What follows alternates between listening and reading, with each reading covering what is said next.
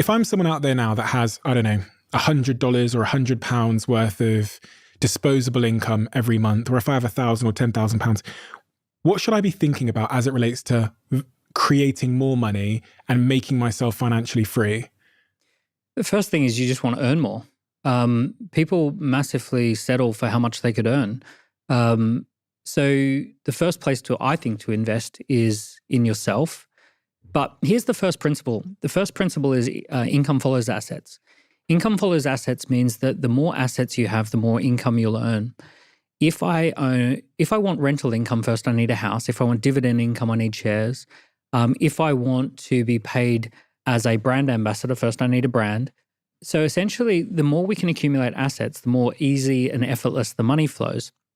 So we have to figure out, well, what assets could you accumulate and what assets could you formalize and own? I wrote a book called 24 Assets, and I listed out all the different digital assets that are new economy assets that people could have. Things like brand and positioning, things like databases, things like company culture is an asset now. So I talk about how do you formalize those things? If someone's just starting out and they've got 100 a month, to be perfectly honest, trying to invest 100 a month or any of that, it's not going to do anything. It's not going to change your life. But if you put that into your own skills and your own development, let's say you don't have negotiation skills.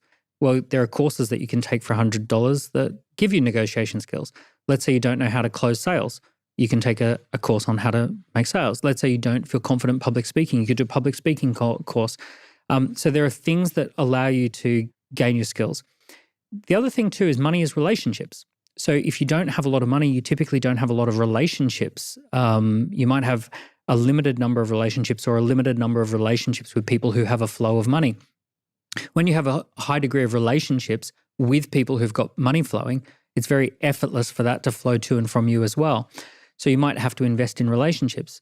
When I arrived in the UK, I knew that one of the places that I would meet interesting people would be private banks. So I didn't qualify for private bank, but I went into a private bank and I said, I'm going to be launching a business and of course it's going to be great and successful. I want to bank with a private bank. Do you have an entrepreneurs program? Oh yeah, we did. And they start selling me joining the entrepreneurs program. Now it cost me £600 to open an account with that private bank, but they immediately invited me to dinners and they invited me to networkings and all these sorts of things in the private bank. One of the things that I've recommended a lot of people do is host dinner parties and reach out to people who you don't know. Here's a silly story. I was just in Dubai and I know someone who has a 100-foot yacht. So I said, Jeremy, can I borrow your yacht for the evening? I'm going to be putting 15 really influential people for a dinner party. We're going to have burgers on the boat.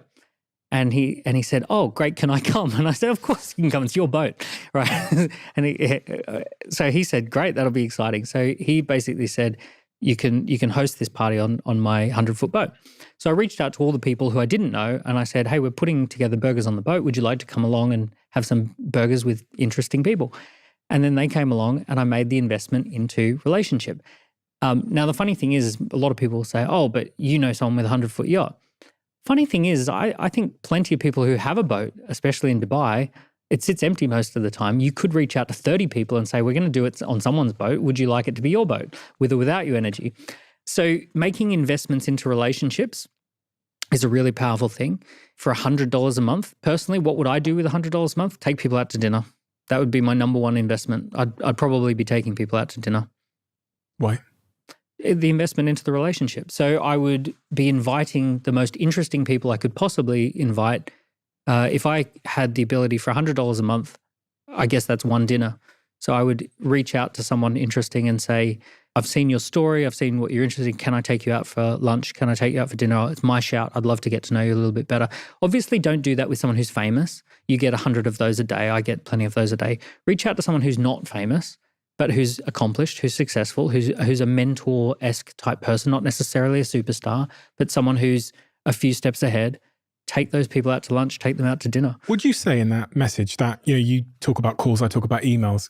What would someone have to say to you, considering where you are in your life now with all the inquiries you get, for you to actually go for a coffee with them? So Bear in mind, everyone's going to email you and say this. Yeah. Yeah. Well, it happened today, actually. Someone said, Daniel, I noticed in the background of one of your photos that you have an amazing Fender Stratocaster. I teach people how to play guitar. I would love the opportunity to do a guitar lesson with you and help you to shred on that guitar. And it was really nice. He had watched my podcasts in the past. He had noticed the guitar. He reached out with something that was valuable for me. And he said, I'd love to have a chat with you and teach you how to play some guitar. And I'll have a chat with him while we do that. But that was it was a